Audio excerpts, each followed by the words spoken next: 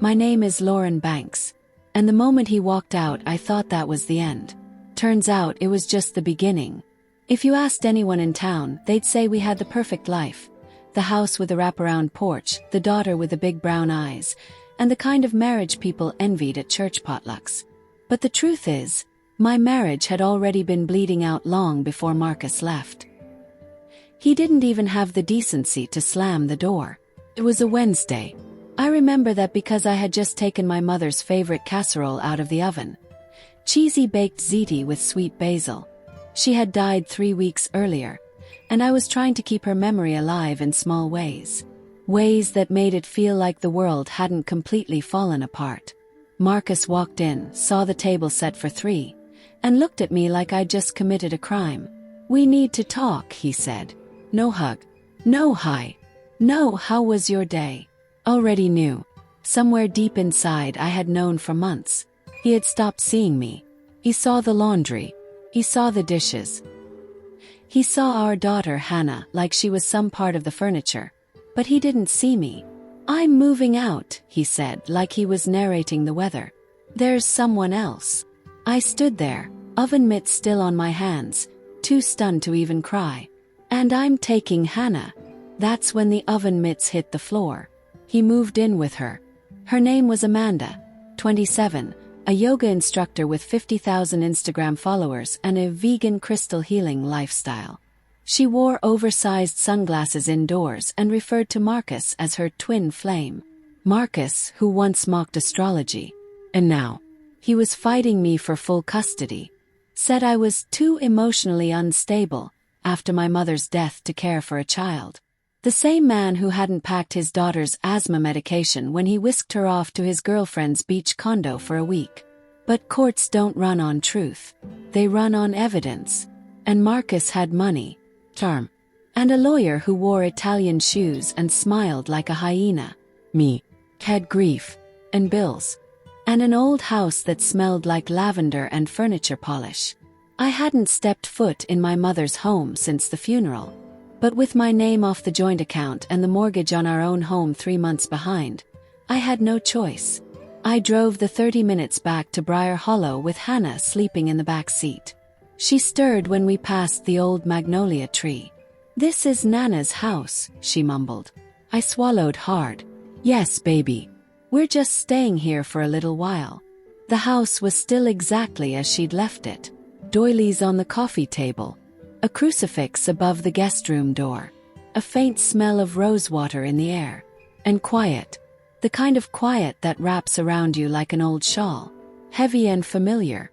I put Hannah to bed in the room that had once been mine, then stood in the hallway staring at the family photo wall. There we were, me, Marcus, and a baby Hannah. My mother in the corner, holding a pie and laughing.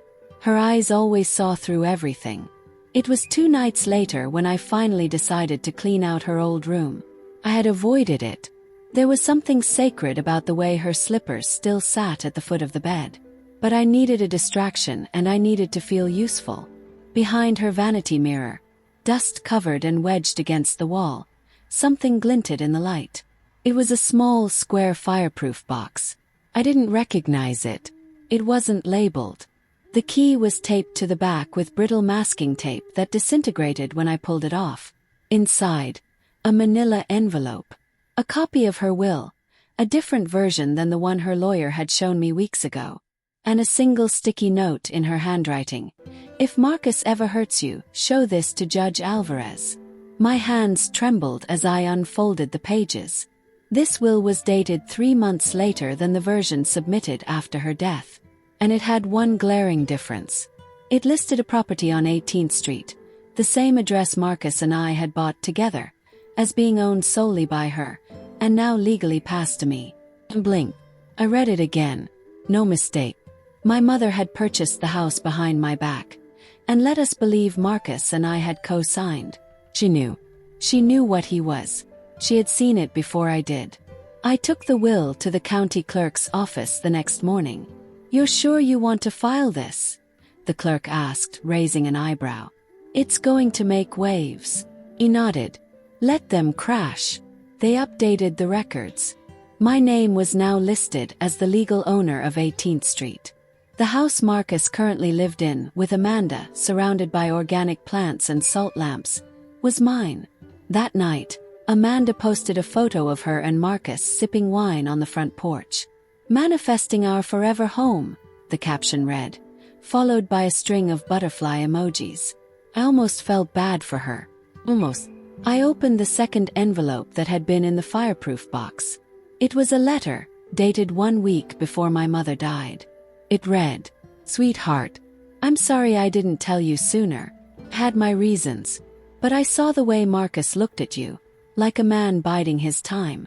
I bought the house in secret, put it in a trust, and changed my will after he snapped at you over dinner. He didn't notice, but I did. This is for your protection. And for Hannah's. Love always." 2 days later, a manila envelope was delivered to Marcus's house. Inside, a copy of the updated deed, a letter stating he had 30 days to vacate the premises, and a copy of the will that made it all official. His reaction, let's just say, he went pale. You'd think someone who lied, cheated, and left his family wouldn't have the audacity to be angry about losing a house he didn't even own. But Marcus wasn't like most people. Pride was his oxygen, reputation his currency, and I had just taken away the one thing he used to show off his new life to the world. He showed up at my mother's doorstep 2 nights after the notice was delivered. I heard the knock just after I'd put Hannah to bed. I opened the door and there he was, standing on the porch with that same arrogant confidence I once mistook for strength. He had his hands shoved into his pockets like he didn't know whether to argue or beg. "You can't be serious," he said. "No hello. No greeting." I folded my arms. "I'm not just serious. I'm legally correct." He stepped inside without being invited. The scent of him, his cologne, the mix of eucalyptus and regret, hit me like a wave. It used to make my heart flutter. Now it just made my stomach turn. "How long have you known?" he asked, his voice low, dangerous. I didn't answer. Instead, I walked to the table where the documents were neatly stacked and pointed. "You can read. It's all right there. My mother left the house to me. You and Amanda need to find somewhere else to play house." His mouth twitched. Not quite a smile. Not quite a sneer. "You're punishing me." "No, Marcus. This isn't punishment. This is protection. My mother saw through you before I ever did." He laughed then, sharp and bitter. "And what about Hannah? You really want her bouncing between apartments just because you're on a vengeance tour?" That I stepped closer. "You left. You packed a suitcase and walked away from your child. You don't get to pull the 'what's best for Hannah' card now." He opened his mouth to argue, but then looked past me to the hallway. Hannah's little voice called out, "Mom!" He froze. He turned around. "Go back to sleep, sweetie. Everything's fine." She padded to the doorway anyway, rubbing her eyes. When she saw him, she blinked. "Daddy!" He took a step toward her. "Hi, baby." She hesitated. Then quietly, "Why aren't you with Amanda?" Marcus's jaw tensed.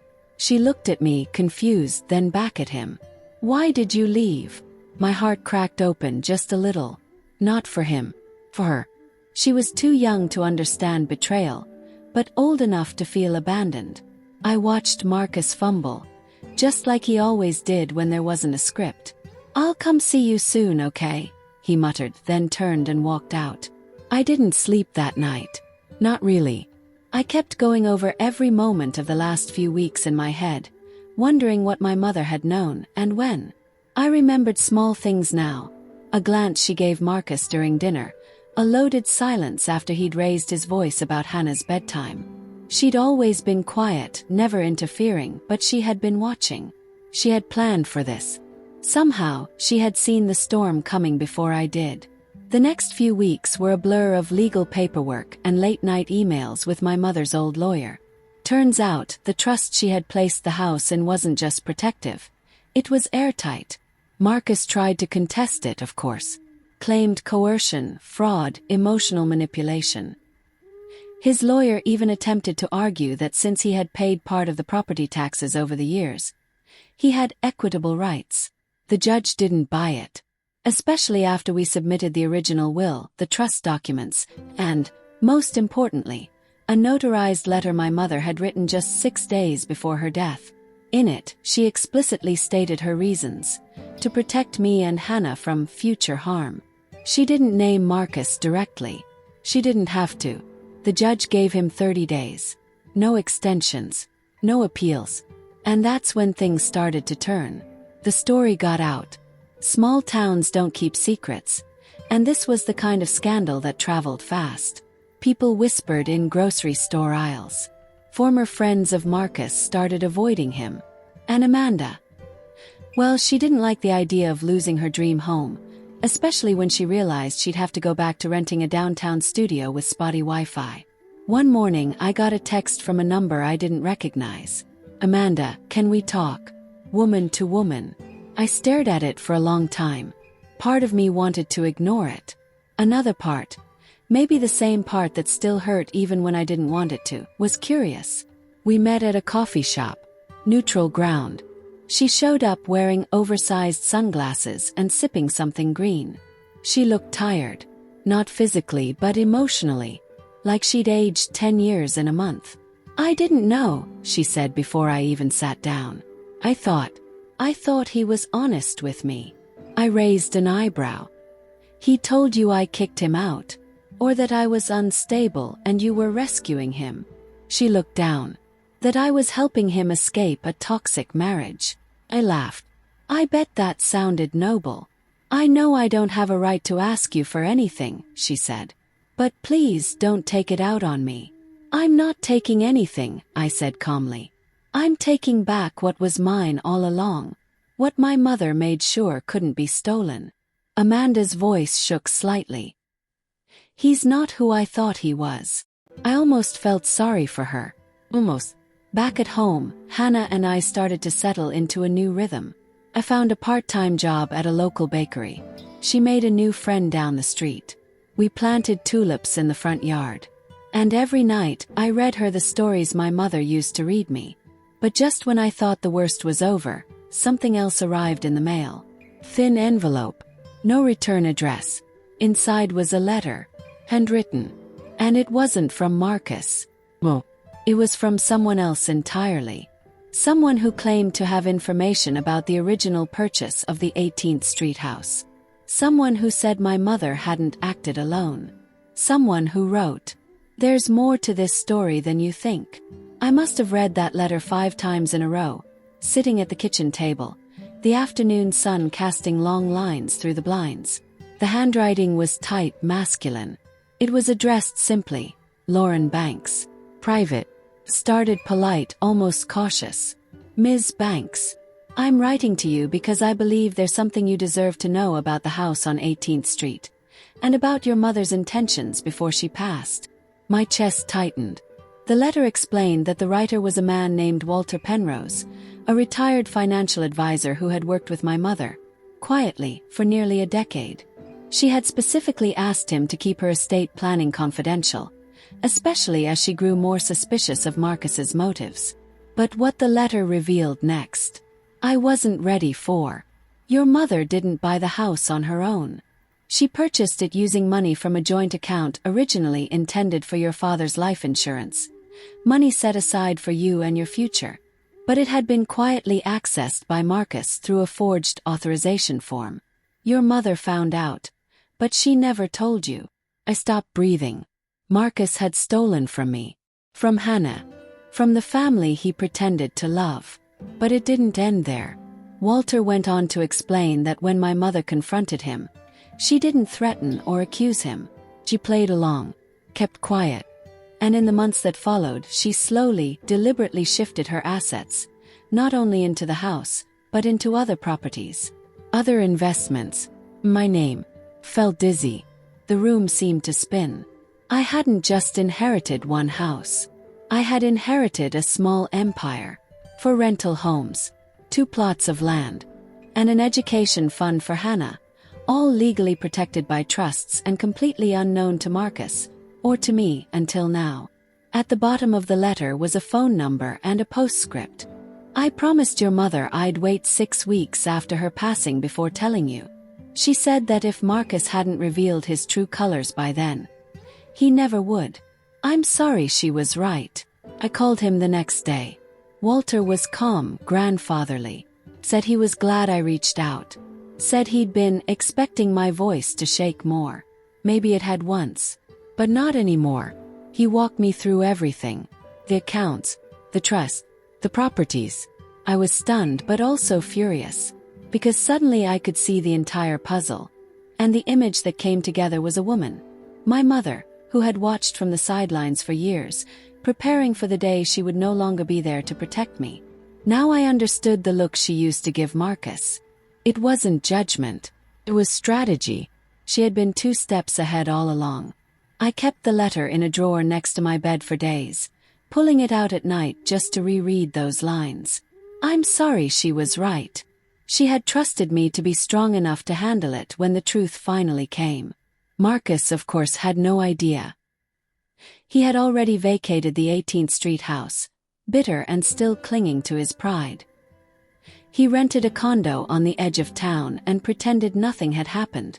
But when he filed a new motion in court asking to reduce child support payments due to financial hardship, I knew it was time. Time to stop reacting. Time to act. In court, he showed up in a slim navy suit, clean-shaven and confident. His lawyer opened the case by painting him as a struggling father, desperate to stay present in his daughter's life.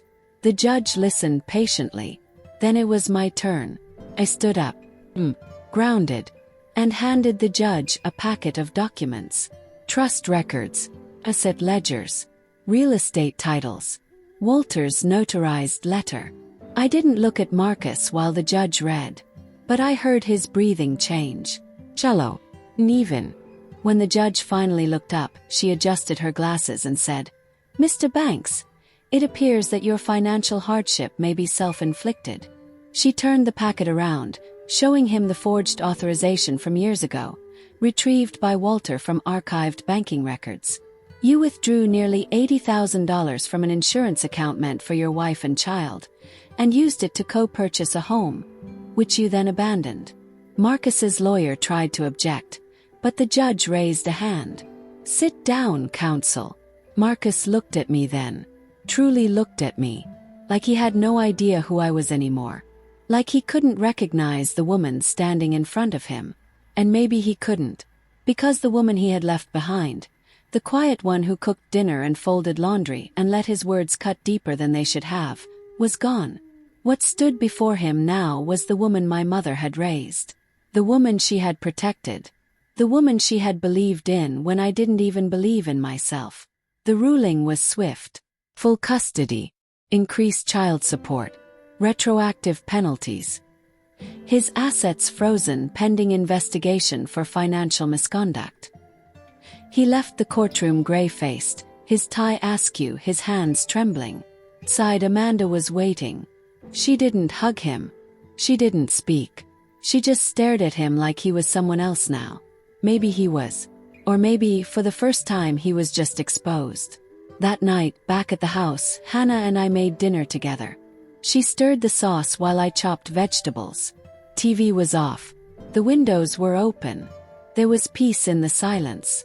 After she went to bed, I sat on the porch and poured myself a glass of wine. I watched the sky shift from pink to indigo. Fireflies blinked across the yard. And I thought of my mother, of the letter, of the way she had played the long game. Not out of bitterness, but out of love. I never got to say goodbye the way I wanted. I never got to thank her. But maybe this was her way of speaking across time. Of saying, I saw everything. I knew what you couldn't. And I made sure you'd be okay. I raised the glass to the stars. To her. To new beginnings. And then I went inside. To my house, my daughter, and a life that finally belonged to me. Dear viewers, thank you for watching. If you like this story, please subscribe to our channel to receive more stories every day. Share with us what you think of this story and tell us where you're watching from.